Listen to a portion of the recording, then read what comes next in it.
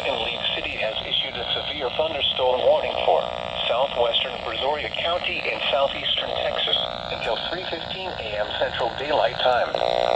At 2:43 a.m. Central Daylight Time, a severe thunderstorm was located over Wild Peach Village, or near West Columbia, moving east at 30 miles per hour. Hazard, quarter-size hail. Source, radar indicated.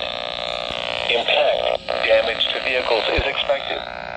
Locations impacted include Lake Jackson, Angleton, Northwestern Freeport, Clute, West Columbia, Sweeney, Richwood, Brazoria, Bailey's Prairie, and Wild Peach Village. For your protection, move to an interior room on the lowest floor of a building.